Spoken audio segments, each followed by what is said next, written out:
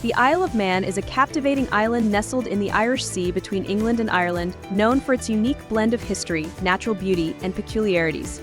Despite its modest size of just 33 miles in length and 13 miles in width, this enigmatic island offers an abundance of surprises.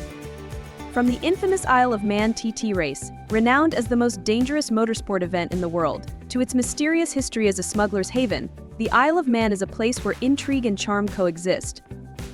It's the birthplace of the tail-less Manx cat and home to a grave believed to belong to a vampire. With 40% of its land left untouched and wild, the island feels much larger than it actually is. Join us as we delve into 19 strange and fascinating facts about the Isle of Man, a unique island that stands apart from the rest of the British Isles. Number 19, the most notorious smuggling island in Europe.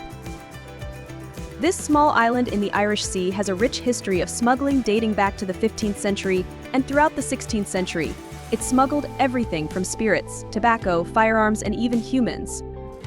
Surely the Isle of Man is considered a hub for smugglers. In fact, it's so notorious that it's called the smuggler's paradise. The rugged coastline of the island and hidden small coves make it a perfect spot for smugglers to bring their illicit goods ashore. The most notorious smuggler on the island was a man named William Kennel, also known as Captain Minx. It's believed that he made a fortune smuggling goods between the Isle of Man and mainland Britain. The Westminster government attempted to legislate against smuggling activities on the Isle of Man by passing the Smuggling Act in 1765. What do you think about this interesting fact? Leave a comment to let me know. Number 18, no national speed limit. Any speed enthusiasts here? Let me know in the comments, because anyone who loves speed will surely enjoy visiting the Isle of Man. Not only is it home to the most dangerous motorcycle race in the world, but also it has no speed limits outside towns and built-up areas. Of course, there's quite a debate around this issue, and this law can be dangerous on some roads, but overall people tend not to drive too fast. What do you think about this? Feel free to share your thoughts under the comment. Number 17, interesting cuisine in the Isle of Man. A very familiar dish you'll find in restaurants all over the Isle of Man is chips, cheese, and gravy.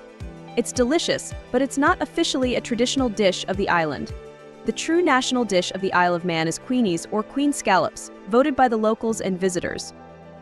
Additionally, according to tradition, the real national dish is praws and herring, consisting of boiled potatoes and another common dish of the Manx people, smoked herring, onions, and butter. Number 16, an English island not belonging to England. The Isle of Man is a unique island located in the Irish Sea, and it's not part of the United Kingdom or the European Union, but rather a self-governing British Crown dependency. Despite being a Crown dependency of the British monarchy, meaning nominally under the sovereignty of the United Kingdom, it remains politically separate from the UK, except in matters of defense and foreign affairs. This island has its own parliament and legal system. The Isle of Man is renowned as a low-tax financial center, as there are no taxes on earned income, inherited wealth, and corporate taxes. Number 15, tradition of hosting the world's most dangerous motorcycle race. The Isle of Man TT is considered one of the most dangerous motorcycle races in the world. It's the most intense race on the planet among nerve-wracking riders with a record-breaking average speed of over 200 km/h. The first tourist trophy race was held in 1907, covering a distance of 15 miles. In 1911, the racetrack was extended to nearly 61 km around the Snaefell mountain area, and it's still used today. Every year, public roads are closed for 2 weeks to serve as racetracks for the Isle of Man TT. Despite criticism and the higher danger level than any other race in the world, the Isle of Man Tourist Trophy continues on this island. Although this event has caused countless deaths, the death-defying race among men is still an unfinished story. Racers participating push the speed limit with a total of 6 races covering 365 km, including 264 corners, stone walls, utility poles, and residential houses. Things not found in MotoGP or Formula One appear at the Isle of Man TT, challenging the courage and skills of bikers. A minor mistake can cost them dearly, with severe injuries or even lives. What do you think about this dangerous race on this island? Comment and let me know your thoughts. Number 14, vampire grave. This is perhaps one of the most intriguing facts that I love to talk about when it comes to the Isle of Man. No one really knows the true history of this grave in Maloo, and why the burial site is surrounded by 4 iron posts strung with chains since the 1850s. All that is known is that this grave belongs to Matthew Hassel and his wife Margaret, who is buried alongside him. The two lived a relatively peaceful life without much attention from others. However, everything changed when Matthew decided to end his life in a mysterious way. He showed no signs of despair or any trouble, he just decided one day to end it all. At that time, this was considered an unforgivable sin and accompanied by a vow of eternal damnation. While Matthew Hassel lay in the coffin, family and friends mourned his loss. Suddenly, his body sat up and let out a loud groan. Everyone present became panicked. Ancient superstitions quickly led people to conclude that Matthew Hassel must be a vampire. Before burying him, a sharp wooden stake was driven through Hassel's heart to ensure he stays in his grave, with 4 iron posts placed at the 4 corners of the grave with heavy iron chains wrapped around it. Number 13. Manx cats have no tails. Have you ever seen a cat without a tail? Let me know in the comments because that might be a Manx cat. This breed also has large hind legs and a round head but notably lacks a tail like other cats. Isle of Man's cats are adorable and resemble the British Shorthair breed quite closely. Their hind legs are longer than their front legs and they walk like rabbits. Manx cats come in all colors and patterns, though entirely white fur cats are very rare, and primitive fur cats are even rarer. The reason for this breed's lack of a tail is believed to be due to a strange outbreak of disease in the 1930s, where the cats on the island were afflicted with a mysterious disease, leading to a decrease of over half the number of cats on the Isle of Man. The surviving cats, through inbreeding during the epidemic, along with the disease's residual effects, resulted in subsequent generations being mutated and genetically tailless. Additionally, Manx cats are highly regarded as skilled hunters and are thus often sought after by farmers to address rodent issues, and they are also favored ship cats. Today, Manx cats are among the 8 most famous cat breeds globally, and Isle of Man cat coins are some of the most popular commemorative metal coins worldwide. Number 12. Unique beliefs of the islanders. With centuries-old traditions, stories, myths, and beliefs behind it, Manx culture contains intriguing customs intertwined with daily life, so the people here also hold many ancient beliefs. The oddity of this culture dates back many centuries when sailors believed that naming a creature at sea was bad luck. Alongside that, islanders also believe in fairies, mischievous little people. So when you cross the A5 road from Douglas to Castletown on the Isle of Man, be sure to say hello fairies, or even better, Mogri mi meaning good morning fairies, Faster mai meaning good afternoon fairies, or Oav meaning good night fairies. Forgetting to greet these bold mythological creatures can lead to unexpected consequences when you're on the Isle of Man, so don't risk not saying these things. Number 11. There is a magnetic hill on the Isle of Man. If you're looking for something interesting and quirky to do on the Isle of Man, try visiting this magnetic hill on Ronnig Road.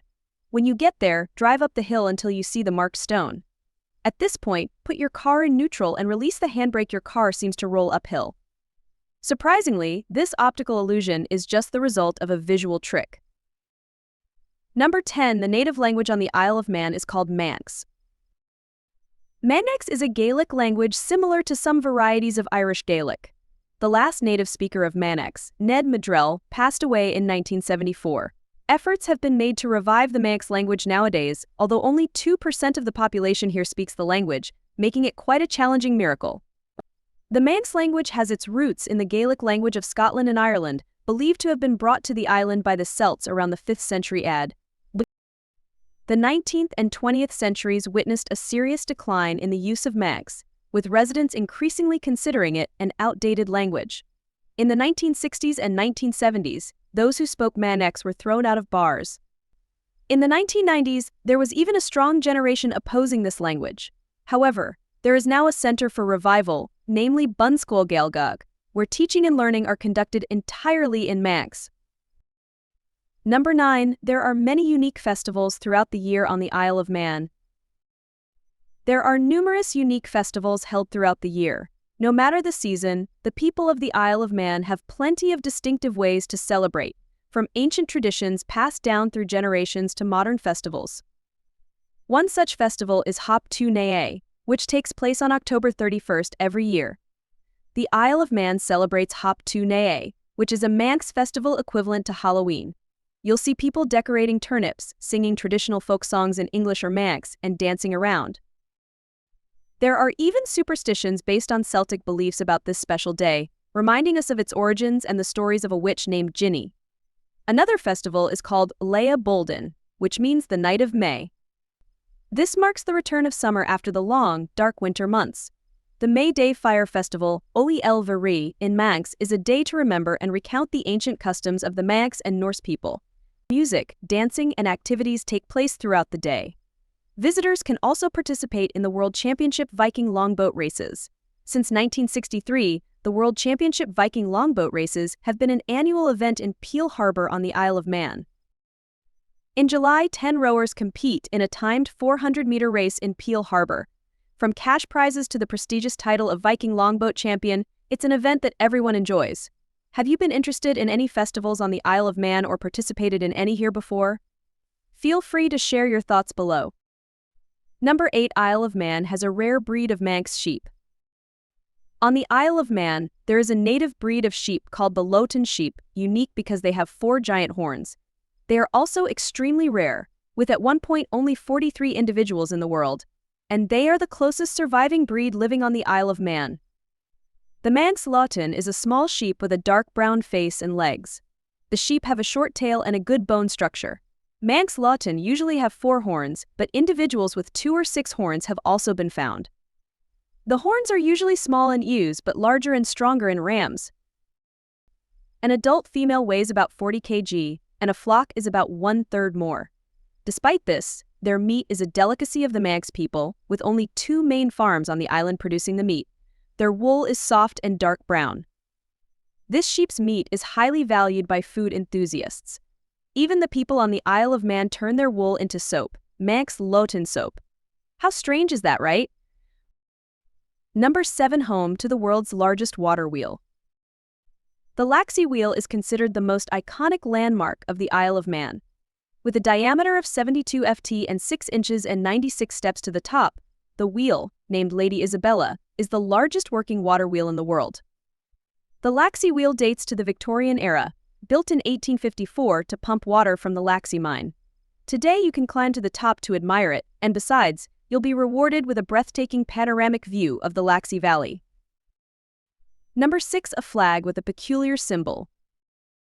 The flag of this island has a rather peculiar shape with a symbol of 3 armored legs, spurred horse, and golden link joints on a red background. This symbol here is called a trillion. This symbol originates from the Mayan Leia, dating back thousands of years, and by 1932 it was used on the flag of the Isle of Man. However, it's still unclear why it's used on the national flag. It's known that the 3 legs radiating from the center are an ancient symbol used by many. Before the design was adopted, the Isle of Man used the official flag of the United Kingdom. Number 5. The Isle of Man has few tourists. The Isle of Man is only 265 miles from London, with a population of about 85,000 people. Tourists visiting this place amounted to just over 300,000 in 2018. While certainly not a small number, it pales in comparison to around 2.4 million visitors to the Isle of Wight, an island only 2/3 the size of the Isle of Man. The Celts were the first settlers on the island, followed by the conquering footsteps of the Vikings, who ultimately established the Kingdom of the Isles consisting of islands scattered off the coast of western Scotland. In 1266, the Treaty of Perth between Norway and Scotland officially recognized the Isle of Man as part of Scotland's sovereignty, leading to nearly a century of tug-of-war between England and Scotland until the English finally emerged victorious. Number 4. There are many interesting archaeological sites on the Isle of Man. Do any of you here love archaeology and history? Comment and let me know. You must visit the Isle of Man at least once because it is a place where many remarkable archaeological sites have been unearthed. In an excavation at Peel Castle in the 1980s, archaeologists made discoveries dating back over 8,000 years, making it the most significant archaeological excavation on the Isle of Man. However, one of the most notable finds is the burial site of the pagan lady. The grave, dating back to 950 AD, suggests the woman inside may have been a sorceress or some kind of witch. Additionally, inside this tomb lies a non-local garment adorned with fur, currently on display in the Man's Museum along with other treasures, such as ancient coins and ornaments. This woman's tomb on the Isle of Man turned out to be the richest Viking female grave found outside of Scandinavia. Number 3, the longest continuously used legislative site in the world. The Isle of Man has a strong British influence, but it does so in a classical, cozy way. In the town of St. John's, on a small hill named Tynell Hill, it is considered the most powerful legislative site in continuous use in the world. The first Tin World Assembly is believed to have taken place in 979 nights by the Vikings, and since then, it has formed a rudimentary parliamentary governance about 236 years before England first established a legislative body. Today, from the 5th to the 7th of every year, the Bicol Parliament of the Isle of Man still holds its session on the 35-meter-tall grassy Tynell Hill, where the Manx flag with its striking three-legged emblem flies. And it is also Tynell that has allowed this island to do things differently from its neighboring countries, such as since 1881, allowing women to vote in national elections when no other nation had such a law. What do you think about this location? Feel free to leave a comment sharing your thoughts. Number 2, the Bee Gees hail from the Isle of Man. Are there any Bee Gees fans here? Comment and let me know. Do you think they are Australian? The truth is, no, the Bee Gees are entirely Manx, with Maurice, Robin and Barry all born on the Isle of Man. Their family later moved to Australia, but their roots were from the Isle of Man. Of course, the island is extremely proud of the Bee Gees, and recently a monument was erected to honor the band. Some other notable figures from the Isle of Man include Mark Cavendish and Neil Bennett. Additionally, Norman Wisdom also loved this island and moved here to live in the 1980s. Number 1, the first country to become a UNESCO biosphere reserve. In 2016, the Isle of Man is not only a UNESCO-recognized biosphere reserve but also the only country in the world to be awarded that title. Pretty impressive, right? The Isle of Man has a unique beauty, both in terms of its rich flora and fauna and its cultural heritage, and importantly its closely knit community. The Isle of Man is truly a wonderful place for both people and nature. This means that UNESCO recognizes the Isle of Man as a place where nature and humans coexist harmoniously. Not only the culture and economy, but also the environment and wildlife of this country are protected. That's why the waters of the Isle of Man attract a variety of marine life such as seals, dolphins, and sharks. Additionally, the Isle of Man has the cleanest drinking water and the cleanest air to breathe in the world. What do you think about this, and would you like to visit the Isle of Man? Leave a comment sharing your thoughts below. We've just taken a journey through the Isle of Man, a small but intriguing island full of mysteries and wonders. What did you think of the strange facts we uncovered? Have you ever had the chance to visit this captivating place? Feel free to comment and share your experiences. Now, let's set sail across the Irish Sea to the lush Emerald Isle, a country renowned for its verdant landscapes and traditional dances. But is there more to Ireland than its charming exterior? Are there hidden shadows lurking beneath its picturesque beauty? From an enigmatic island to a modern nation, we will explore the real life in Ireland and discover if it is as idyllic as it seems. Join me as we delve into 17 reasons why many young people are choosing to leave Ireland and uncover the darker side of life in this intriguing country. Number 17, absolute avoidance of religion and politics. In Ireland, politics and religion are two very sensitive topics best avoided when you're in Ireland. If you're familiar with the Troubles in Ireland, you'll know that there have been clashes between Protestants and Catholics. Because the Irish have strong views when it comes to the country's history, you should steer clear of religion and politics when engaging in conversation. After all, you never know how someone else's experience might be. Also, don't be offended by the swearing when you come to Ireland, because the Irish swear a lot, but consider it as a part of their speech rather than intentional swearing adds an influence, making the English language more colorful and diverse. Moreover, the Irish always see everything with humor and don't focus on formality, so if you engage with locals, you're sure to be teased, but in a friendly way. Just go along with them, and you'll have a good time. Number 16, Ireland does not handle divorce. One peculiar thing about marriage in Ireland is that it only accepts marriage registration procedures, not handling divorce cases. However, this doesn't mean that married couples in Ireland have to live together for life. The marriage regime in this country will have a duration, and cohabitation will be limited from 1 year to 100 years. Both parties can negotiate the duration of the marriage relationship, from a minimum of 1 year to a maximum of 100 years. After the negotiated period is over, if both parties are willing to continue living together, they can extend the marriage registration. Otherwise, both parties will be free and not bound. This takes effect from the date of marriage registration, and when that time comes, their marital relationship is completely terminated. If the couple still wishes to live together, they can continue to extend the marital relationship even after the expiration date. What do you think about this in Ireland? Feel free to share your thoughts below. Number 15. Drinking culture not for everyone. Anyone here like drinking? Comment below, because if you love drinking, you'll definitely love Ireland. The Irish love their pubs, and for many, it's the attraction of the country. But if you don't drink, you'll be surprised when you come here, because you'll see Ireland as a country of alcoholics, which has always been part of the culture from ancient times. In Ireland, you finish work and go to the pub for a drink. The sun sets, and you go to the pub. Someone passes away, and you celebrate their life with a drink.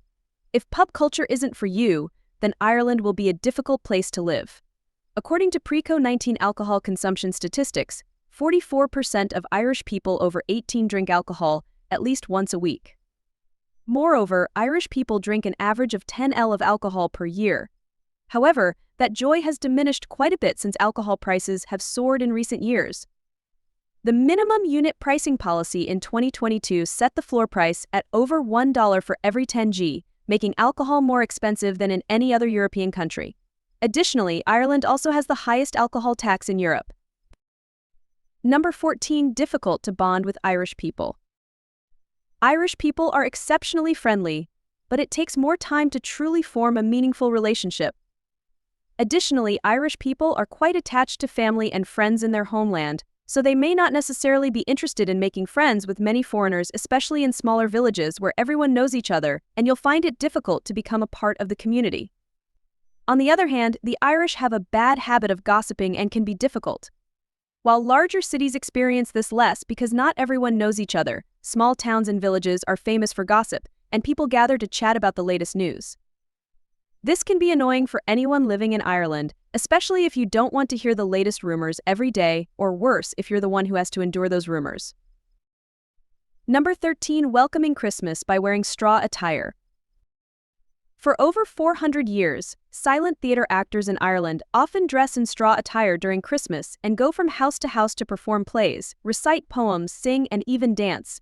In the mid-1900s, this tradition merely disappeared, partly due to societal rifts. With obscured faces, tattered costumes, and a stick in hand, these theater actors have a menacing appearance.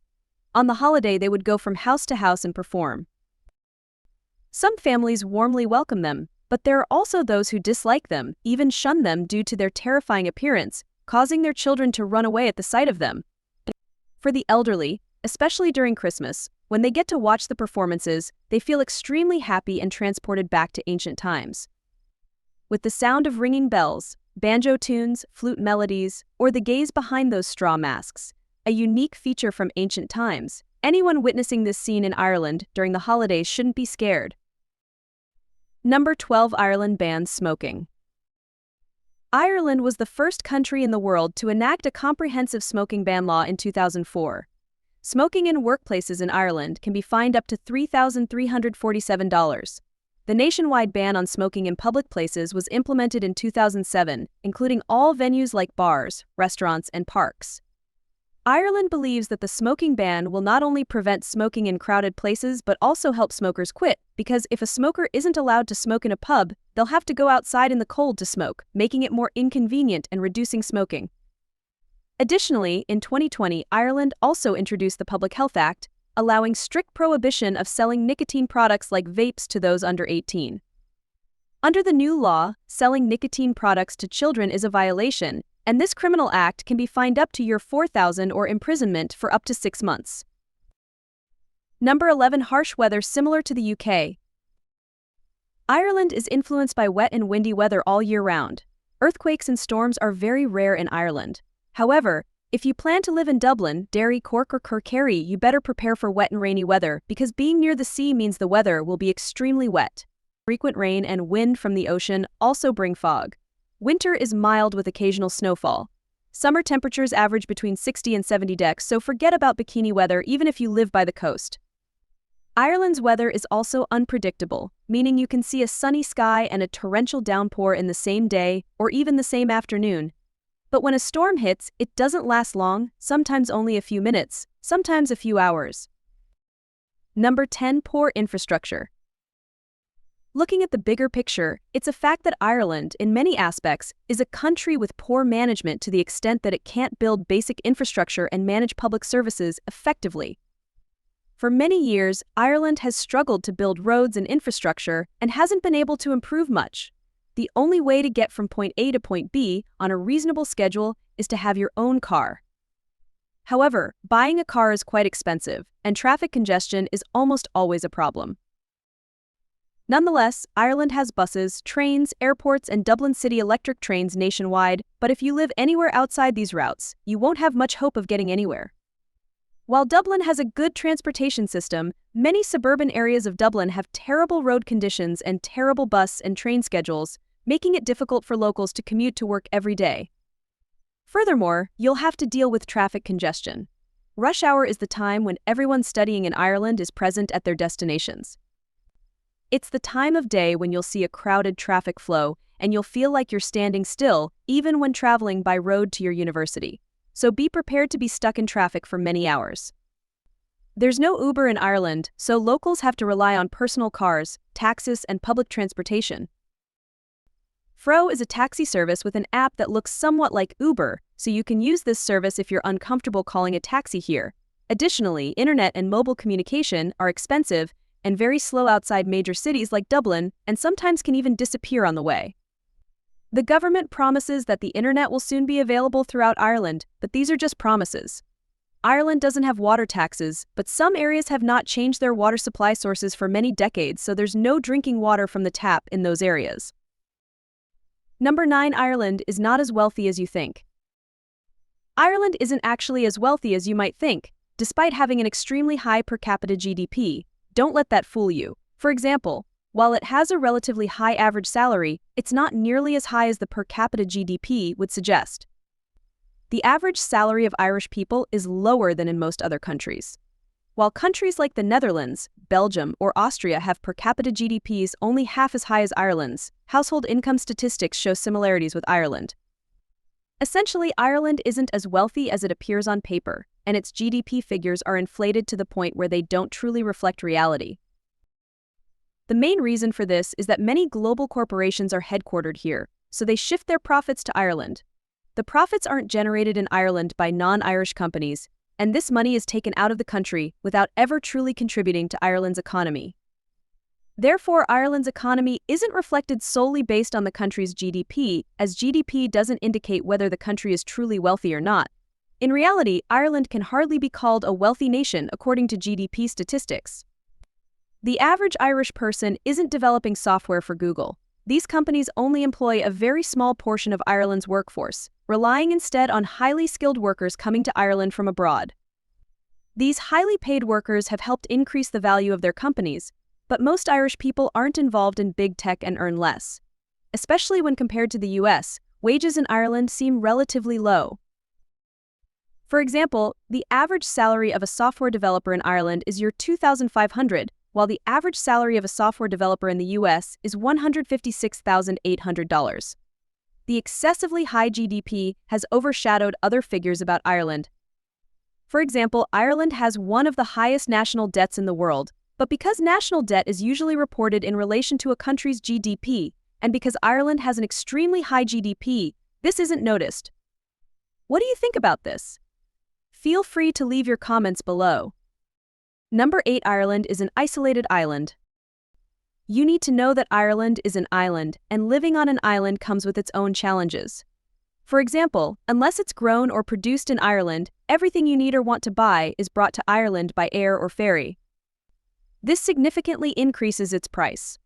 Additionally, some people may feel a bit trapped living on an island. You can feel somewhat isolated. Also, because Ireland is an island, you can't just go anywhere without a flight or boat. This makes traveling to Europe difficult if flights aren't affordable or train journeys can't be scheduled because you can't drive and reach wherever you want. Number 7. High cost of living. Ireland is notorious for its high cost of living. It's ranked as the second most expensive country in the EU for goods and services, with prices higher than the average by 34%. If you're immigrating from the UK, you might be accustomed to high prices. However, even the UK is relatively cheaper than Ireland, only being 21% above the average cost. Car insurance, fuel, and mortgages are extremely expensive in this country. Ireland's fuel tax is very high, over 50%, driving up the price of petrol. While prices vary depending on location, you may have to pay double the amount to fill up your tank in Ireland compared to the US, and drivers can't save by crossing the border to Northern Ireland to refuel, because fuel there is also expensive. An average driver using petrol in Ireland is spending about €2,189 per year just on fuel. Overall, you'll pay about EUR 1.80 per litre. To put that into perspective, that price is nearly double what you'd pay in the US. What do you think about the cost of living and fuel prices in Ireland? Leave your thoughts in the comments below. Number 6. Irish people use a lot of slang when communicating. Ireland is an English-speaking country, but this isn't the only language here. According to Ireland's constitution, Irish is the first official language, and it's considered a compulsory subject in schools. While most people in the territory speak English, some areas, primarily on the West Coast, consider Irish their most common language. Additionally, Ireland uses a lot of slang in everyday conversations. For example, instead of being asked, "How are you?" you'll often hear people ask each other, "Hey, what's cracking?" If you hear this phrase, remember that they're just greeting you politely like, "How are you?" Another example is how Irish people use the word grand. This is a word that can be used for various purposes in Ireland, depending on the context, including thank you, perfect, okay, don't worry, and more. What do you think about this? Feel free to leave your comments below. Number 5. Irish people drink a lot of tea. Ranked 3rd in the world, aside from alcohol, tea is a favored beverage by most Irish people. They're even considered one of the countries that drink the most tea in the world, with the average Irish person drinking between 4 to 6 cups of tea per day. Irish households always have Lyons or Barry's tea bags available and never run out. Typically, tea is consumed hot with added milk or sugar. To show their hospitality, Irish people will offer you more than 1 cup of tea each day. Number 4. Long wait times for healthcare. Although Ireland provides healthcare services to all permanent residents, this comes with a significant limitation. Medical procedures can take up to several weeks to be addressed, and if you need urgent care for something not life-threatening, you could wait around 10 to 14 hours if you want to skip the queue. The reason for this is that their national healthcare system is perpetually in a state of permanent crisis due to overcrowding, funding shortages, and their doctors migrating to other English-speaking countries. Of course, Ireland isn't the only country struggling with these issues. Finding a doctor or dentist in Ireland will be a challenging task. Hospitals aren't fantastic. I know someone who went to the hospital, endured pain for 5 hours of waiting, and gave up after finding no doctors at the hospital. If you need to go to the hospital, it's better to hire private healthcare services. What do you think about the healthcare services of this country? Please leave your opinions in the comments below. Number 3. Housing crisis. One major issue Ireland has faced in recent years is a severe housing crisis. The problem stems from a particularly poor combination of government policies that have made it difficult for developers to build any type of housing. Construction in densely populated urban areas is prone to opposition and obstruction from the public. As a result, Ireland is experiencing a severe housing shortage, meaning that most people cannot afford housing or have entirely inaccessible housing. Even in 2022, only 851 properties were listed for rent across the entire 5.1 million population country, leading to strange scenes of hundreds of people queuing on Dublin streets trying to buy houses. In fact, the housing crisis has been ongoing for several years, and despite many promises, the government has not been able to do much to promote housing growth. Naturally, the consequence of the housing crisis is that this country has extremely high housing costs. In major cities on the island, finding affordable rental housing is quite difficult, especially in Dublin, which has the highest prices. Renting a 2-bedroom apartment in the suburbs will start at €2,000 per month. Moreover, most students rent rooms or even share rooms with friends to save on housing costs. And don't be surprised if that bedroom comes at a very high price in Dublin, You can easily pay $2,100 for rent per month, and in smaller towns, this figure is often $1,500 a month. Housing prices in Ireland are increasing every year.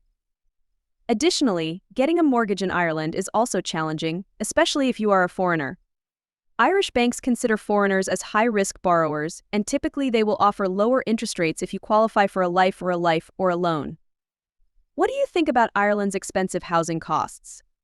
Please leave your opinions in the comments below. Number 2, limited job opportunities outside Dublin. Dublin has many job opportunities because it is a prosperous capital city that attracts people from all over the country. Moreover, there are better education opportunities and better jobs here. Many multinational companies have headquarters here, as mentioned earlier, especially because Dublin is well connected to all major cities in Europe and the east coast of the United States by daily direct flights. This is an international city with numerous retail, entertainment, culinary, and tourism establishments providing a large number of job opportunities. Dublin has the most career opportunities, and currently there are 2 million people living in Dublin, accounting for 40% of the country's total population. However, the job prospects outside the bustling capital of Ireland are certainly few and far between. Rural Ireland has suffered devastation in years of recession, and therefore many young people have left smaller towns and villages, immigrating from the country or to larger cities like Dublin. Many towns and villages in this category are only gradually recovering. Business activities employ fewer workers in factories, reducing job opportunities. Number 1, obtaining a driver's license is very complicated. Although living in Ireland requires a car, getting a driver's license here is very complicated. Even if you are an excellent driver and even if you have impeccable driving records, this is still difficult. If you are lucky enough to move from a country that Ireland recognizes as having a driver's license, then it's okay. However, for people from the US and Brazil, arriving in Ireland is a nightmare. You will need to take a written test, learn to drive, and pass a driving test to be able to drive in Ireland. The system is quite overloaded, so each step can take several months to complete. Car insurance is also very expensive in Ireland, especially in the first year of living here. Despite many drawbacks, Ireland is still a great place to live. This country has good education, a safe environment, and many job opportunities for everyone. Besides, friendly people and beautiful landscapes are also factors that make people want to immigrate to Ireland. We have just explored the darker sides of Ireland, a country with complex social issues. Our journey doesn't end here. Let's move on to Wales, a land connected to Ireland by ocean currents and shared historical tales. Is life here more peaceful, or does it hold other surprises?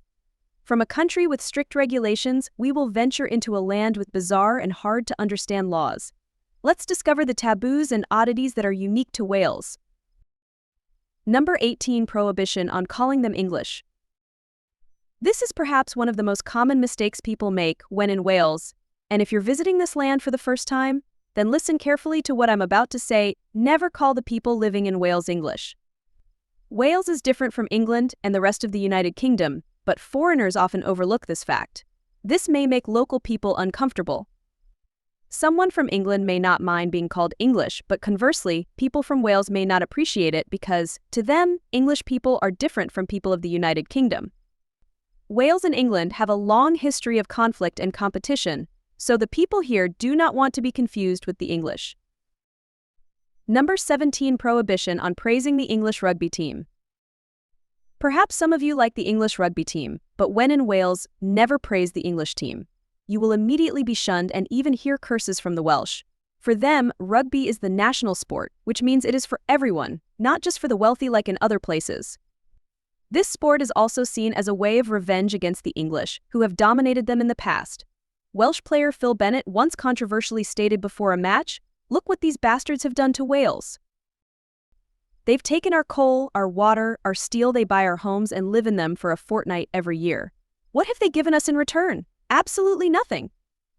We've been exploited, raped, controlled, and punished by the English. And that's who you are playing this afternoon, not just through words. Every time the Welsh team beats the English team, the whole country will celebrate and make this place filled with a festival atmosphere.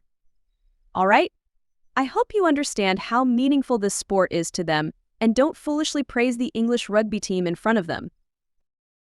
Number 16, don't talk about religion. The quickest way to make a group of people in Wales uncomfortable is to talk about religion. The people here often do not follow any religion, and the influence of atheists also makes talking about religion in public places strange.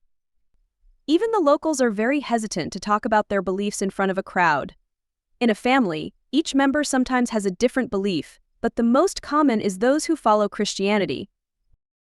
Christianity is the most common religion in Wales. Roman Catholicism and Protestantism are the two largest denominations, with many churches and chapels serving the community. In addition, there are also some Muslim communities in Wales, especially in large cities like Cardiff and Swansea. The Muslim community has grown due to migration from various Muslim countries. Although people are starting to believe in religions more, it is still very difficult to know exactly who is following which religion. Number 15. Don't talk about sheep. I know sheep seem quite cute and interesting, but don't mention them in front of Welsh people. They don't hate them but don't want to talk about them at all. The people of Wales are not interested in funny stories about sheep. This country has a lot of sheep. Approximately. In Wales, there are up to 11 million sheep raised, 4 times the number of people living here. The frequent rain brings to Wales lush green hillsides, very suitable for raising this type of animal. Sometimes they cause trouble by wandering on railway tracks or meadows, causing traffic jams and even climbing onto roofs. This sometimes makes the people here feel annoyed by these cute animals, so don't tell a native any funny stories about sheep. They won't respond well. Number 14. Prohibition of excessive talking and touching others. Some cultures like to have physical contact while talking as a way of showing friendliness, like France, for example. But some countries really hate that. Wales is one of those countries. Even talking a lot with strangers is not welcome here. That doesn't mean the locals aren't friendly, it's just that they are somewhat reserved compared to other countries. In Welsh culture, respect and personal respect are often valued. People tend to avoid excessive conversation and intimate gestures, especially in unfamiliar situations or with people they don't know well. Personal respect is an important part of Welsh culture, and this is often expressed through maintaining personal space and respecting the privacy of others. Keeping a distance and not being too concerned about others' personal lives is considered a form of respect and politeness in daily communication. Number 13. Don't give spoons unless you like someone. In Wales, don't ever give the locals spoons because, to them, spoons are a very special item that represents love between couples. Accordingly, a wooden, ivory, or bone spoon is the gift that Welsh people will give to their loved ones on special occasions instead of flowers or any sweet candy. This tradition began around 1667, along with hugs showing intimacy in romantic love. The love gift in Wales is a spoon engraved with unique and intricate patterns. Previously, those who received this gift would use it as a normal spoon, but nowadays they are kept as a souvenir with eye-catching and elaborate designs. As a result, these love spoons have a longer lifespan. In addition to replacing words of affection, these special spoons are also seen by many as a promise or engagement ring. Only those in love give each other these gifts, so you shouldn't give spoons to the people of Wales unless they are your lovers. Number 12. Men cry the most in the world. If you've never seen a strong man cry, then you might come to Wales, where men cry the most in the world. The people of Wales are emotional beings, and they don't hesitate to express their emotions, whether they are male or female. In Welsh culture, showing emotions through crying is not considered weak or unmanly. Men in Wales can cry and express their emotions naturally. Sincerity and emotions are seen as part of human connection and feelings in Welsh culture. Expressing sadness, happiness, or empathy through crying is a way to show closeness and affection to others. The place where you can see this most is during a rugby match. If you feel unable to control your emotions while watching a match at Millennium Stadium in Cardiff, feel free to express that you won't be the only one. Number 11. Queuing is a must. If you visit Wales, you'll notice that even though no one asks, the locals here still queue very diligently because that's their culture. Although not explicitly defined as law, queuing has almost become a cultural norm, a common pattern in lifestyle, and anyone who violates this is sure to face consequences from mild reminders to harsh scolding.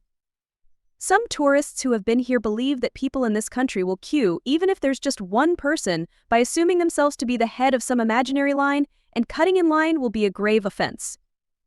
Therefore, you are obliged to follow the queuing rule to avoid trouble. Or if you are really in a hurry, you can buy the spot of those who have queued before so no one can blame you. Number 10. Don't just pay for yourself. If you intend to hang out with some Welsh friends, pay special attention to who pays. Splitting the bill for drinks among a group of people is not uncommon. It's something we often do when feeling joyful or wanting to celebrate something significant. But for people in Wales, it's almost a requirement. Whether you've met that person before or not, drinking with a group of people and only paying for yourself will make you the cheap one in the eyes of others.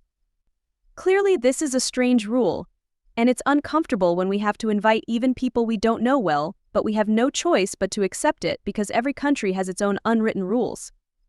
So, I'd say you need to think very carefully before going out with a group of Welsh friends. If you're the one initiating, they will assume you're paying, so remember to bring plenty of money. Number 9. Ban on plastic bags. As one of the countries promoting sustainable development for many years, Wales was the first region in the UK to impose fines for carrying plastic bags in 2011. Therefore, this will be a great destination for those who value zero waste. The policy applies to all types of businesses until 2050. The first thing you need to do when arriving in Wales is to learn how to integrate into nature like the locals here. The Welsh are very fond of and connected to nature.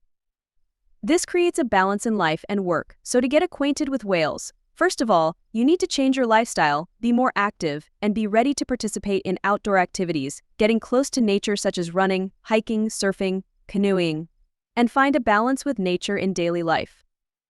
Number 8. Dense public transportation. If you don't like taking taxis because of the cost, it's okay. Buses and other public transportation services in Wales will take you to every corner of the country. Wales is connected to the rest of the UK, Europe, and some countries worldwide through road networks, railways, seaports, and some major airports in the UK. Southern Wales has Cardiff Airport, very close to Bristol and London airports. In the north, where Bangor University in Glendora is located, is close to the transportation hubs, Manchester and Liverpool airports. Additionally, for those in the Midlands, you can enjoy Birmingham Airport in Wales. Traveling by train, bus, car, or even private aircraft is very convenient. If you love to explore, young people will have exciting experiential journeys. Number 7. Land of the Dragon. When it comes to Wales, people often think of unique symbols, such as large castles or the famous Welsh football team. But the national spirit of the nation is the image of the red dragon, a symbol of Welsh pride from ancient times to the present day. Throughout history, the red dragon has become the symbol of Wales, with many different interpretations in Welsh. The dragon on the country's flag is often called Yd Dreg Goch, literally meaning the red dragon. Seen on the jerseys of Welsh sports teams and on Welsh food when exported worldwide, the red dragon has proudly flown on flags in towns and cities in Wales. Welsh people, women and children alike, view the dragon as a symbol of pride in their history and culture. The pride of the Welsh people is the red dragon standing on one leg against a green and white background. Like any ancient symbol, the appearance of the dragon on the flag has been associated with Wales for many centuries. The appearance of this red dragon has been adjusted and changed over time, with countless variations appearing in historical records. The current flag was officially adopted in 1959 and is based on the old royal badge used by kings and queens since the Tudor period. The red dragon itself has been associated with Wales for many centuries, and therefore, this flag is considered the oldest national flag still in use. As the national flag of Wales, the red dragon seems to have become more popular in the early 20th century when it was used for the investiture of Edward, Prince of Wales, in 1911. However, it wasn't until 1959 that it was officially recognized as the national flag of Wales. If you visit Wales on March 1st, St. David's Day, the National Day of Wales, you will see people dressed very elaborately in traditional clothing with red dragon prints. Today we can still see the red dragon of Wales on badges, buttons, and even painted on the faces of sports fans at international matches. Number 6. Don't let the weather fool you. Many cultural artifacts depict the land of mist, with roads filled with fog, wild fields soaked in rain and dust, or gloomy weather days. This is why the weather in Wales has become a legendary joke in their culture. This place has long been known for its harsh climate, sometimes raining cats and dogs even in the middle of summer. In Wales, rain is so frequent that it hardly changes anything in people's daily lives. In sunnier countries, when it rains, the streets usually empty out, and people scramble to find shelter. Conversely here, people hardly bat an eye when it rains. It's not difficult to come across images of people lining up to play games in the amusement park under the rain, soaking wet on bikes on the way to the office, or leisurely pushing their children on swings. If you're here and encounter a rain shower, it's almost effortless to find an umbrella. Just ask any cafe or pub if they have any umbrellas left behind by customers. Usually they keep about 20 and are willing to give you one. But the weather's fickleness also means that within half an hour, what was pouring rain can turn into blazing sunshine like in the desert. So if you visit this country, be sure to come prepared with everything, from sun hats to raincoats, because you never know how the weather might change. Number 5, only 20% of Welsh people speak the native language. Despite seemingly disliking the English, about 80% of the Welsh population speaks English, and the number of Welsh speakers, at 20%, is rapidly declining. In Wales, both Welsh and English are official languages. Therefore, all universities, government organizations, and shops in Wales have bilingual policies. However, most people use English for convenience in studying and only use Welsh in special cases. Although most Welsh students up to age 16 learn Welsh and 1/5 of primary school education is taught in Welsh, this traditional language is still not widely used. Welsh has the largest number of speakers in the north and west of the country. It is also used in Wales and some areas of England. Welsh is also called Cymraeg, originating from the Anglo-Saxons, meaning foreign language or Walha. The internal name of Welsh is Cymraeg, although this language may seem quite complicated. To make life more interesting with conversations with the locals about life and culture, you should equip yourself with basic Welsh. That way, instead of living as a guest here, you can easily integrate into Welsh life. Number 4. The world's smallest city. You might think a city is always bustling and crowded, but in Wales you'll be completely shocked because there's a city so small that you can meet everyone just at a market. St. David's in Pembrokeshire, Wales is considered the smallest cathedral city in the world. Although called a city-saint, David's actually has a very small population and lacks the traditional features of a large city. This city is famous for St. David's Cathedral, one of the largest churches in Christianity in Wales and also one of the important tourist attractions in the area. Although St. David's has a small population and a small area, with its location close to the natural and cultural heritage of the Pembrokeshire Coast National Park, it attracts a large number of tourists every year. This small city is considered a peaceful and beautiful destination for those who want to escape urban life and relax in the simple atmosphere of the land of Wales. Number 3, castles everywhere. If you are someone who loves exploring ancient structures, especially castles, then Wales is a paradise for you. Wales owns over 400 castles, making it the country with the highest density of castles in the world. Among them, Conwy Castle is recognized by UNESCO as a World Heritage Site. This is one of the remaining masterpieces from the Middle Ages. To build this structure, ancient people mobilized many workers to work day and night to create such outstanding artwork. The structure is considered the most beautiful fortress in Wales, marking the country's long history. Located on the north coast of Wales, Conwy Castle was also built by Edward I. It has 8 towers lined up on top of a rocky hill overlooking the River Conwy. Conwy Castle was designed to repel any angry Welshmen who attacked by road. From here, you can admire one of the most beautiful views of the town with medieval walls. This castle is rumored to be one of the most haunted places in North Wales, full of strange stories from many eras. Accordingly, Conwy Castle is one of the best places to explore for ghost hunters. In addition to Conwy, you also shouldn't miss the opportunity to visit Margam Castle, the ancient curse of the monks. This place is also a favorite spot for mystery investigators because this over 800-year-old castle has an ancient curse from the 16th century. At that time, King Henry VIII took over the building, originally a peaceful monastery. There was a monk who, before leaving, pointed to a wall and cursed that when it collapsed, the entire town would fall with it. Folklore has it that the monk is still watching the old wall. If you really want to explore these places, you should go with a few more people and prepare yourself mentally for the mysterious spiritual events that will happen to you. Number 2, Wales is the mysterious land of King Arthur.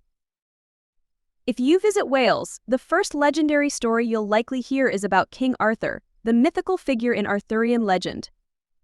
According to legend, Arthur is believed to be a mighty king of the Ciel kingdoms in the 5th or 6th century, and stories of his life and battles have become an important part of Welsh culture and cultural heritage. There are many places in Wales believed to be associated with Arthur and his knights, like Caerleon Castle, where there are rumors that Caerleon is where Arthur and his knights gathered, or Llyn Llydaw, a lake in Snowdonia believed to be where Excalibur, Arthur's legendary sword, was thrown. Or in Cwm Sychan, believed to be a mysterious valley in Pembrokeshire believed to be where Arthur was buried. The stories of Arthur and his knights have become part of Welsh culture and cultural heritage, highlighting the mystique and allure of this land. Number 1. Other strange things. Wales is truly a land of many interesting things. The second longest place name in the world, the name of Everest, and the origin of tennis all start in Wales. The village of Wales holds the second longest place name in the world. The name of the town means St. Mary's Church in the hollow of the White Hazel near a rapid whirlpool in the Church of Tysilio near the Red Cave. You probably can't pronounce this long name unless you know Welsh. In addition to the peculiar village with the long name, Wales is also the birthplace of another famous name, Everest. George Everest was the first surveyor to map Everest and named the mountain after himself, and since then we've called the world's highest peak Everest. Furthermore, Wales continues to be the birthplace of one of the most famous sports, lawn tennis. Lieutenant Walter Wingfield in Wales invented lawn tennis in 1873. He came up with the idea at Nancyllwyd Hall after playing with a new type of ball, made from Indian rubber designed to bounce on grass. Wingfield then proposed a set of rules and, in 1874, patented the game under the name Sparrowstick. Bonus. Wales is a captivating destination that offers a rich tapestry of experiences for travelers seeking stunning landscapes, fascinating history, and vibrant culture. As you explore this enchanting country, you'll find yourself drawn to the majestic Snowdonia National Park, where hiking up Mount Snowdon rewards you with breathtaking views, and for those who prefer a more leisurely ascent, the Snowdon Mountain Railway provides a scenic ride to the summit. In the capital city of Cardiff, history and modernity blend seamlessly, inviting you to explore the historic Cardiff Castle with its medieval grandeur or enjoy the lively atmosphere of Cardiff Bay, where waterfront shops, restaurants, and the iconic Wales Millennium Centre await. The Pembrokeshire coast beckons with its spectacular coastal scenery, offering endless opportunities for outdoor adventures like hiking the Pembrokeshire Coast Path or enjoying water sports at stunning beaches such as Barafundle Bay and Whitesands Bay. Wales's rich history is further unveiled through its magnificent castles, including the UNESCO World Heritage Sites of Conwy Castle and Caernarfon Castle, where medieval architecture and panoramic views transport you to another era. Delve into Welsh culture and heritage at St. Fagan's National Museum of History, an open-air museum near Cardiff that showcases the nation's history through historic buildings and exhibits, and immerse yourself in the vibrant atmosphere of an Eisteddfod Fod, a traditional Welsh festival celebrating literature, music, and performance. The Brecon Beacons National Park offers a haven for outdoor enthusiasts, with its rolling hills, cascading waterfalls, and the renowned Pen y Fan Mountain, as well as opportunities for caving adventures in the limestone caves at Danior Ogof and stargazing in the International Dark Sky Reserve. Anglesey Island presents a blend of natural beauty and history, with its stunning beaches, coastal paths, and ancient sites like the burial chambers at Bryn Celyn Didu and the picturesque Beaumaris Castle. Meanwhile, the Wye Valley entices visitors with serene landscapes perfect for canoeing and kayaking along the River Wye, and the romantic ruins of Tintern Abbey provide a glimpse into the past. For a journey through scenic landscapes, hop aboard the Efestiniog Welsh Highland Railways, where historic steam trains transport you through the breathtaking scenery of Snowdonia. As you explore Wales, don't miss the chance to indulge in Welsh cuisine, savoring traditional delights like Welsh cakes, bara brith, and the unique delicacy of laverbread. The Gower Peninsula is another gem, offering the stunning Rossley Bay for surfers and outdoor enthusiasts, while the Elan Valley captivates with its beautiful dams and reservoirs, ideal for hiking and picnicking. To truly experience Welsh culture, attending a rugby match at the Principality Stadium in Cardiff is a must, where the passion and excitement of the sport come to life. For a unique architectural experience, visit Portmeirion Village, an Italianate marvel with colorful buildings and lush gardens. The Ceredigion Coast Path offers not only stunning vistas but also the chance to spot dolphins and seals in Cardigan Bay, adding a touch of natural wonder to your Welsh adventure. Wales promises an unforgettable journey through a land where nature, history, and culture intertwine to create a truly magical experience for every traveler. While we've uncovered some of the fascinating aspects of Wales, there's so much more to discover about this enchanting land. From its rich history to its vibrant culture, Wales is full of surprises waiting to be explored. If you're curious to learn more, be sure to stay connected with us for upcoming videos where we'll continue our journey into the wonders of Wales and beyond. Don't forget to subscribe to the channel and share this video with friends and family who might also be intrigued by the mysteries of this beautiful country. Thank you for watching, and until next time, take care and see you soon.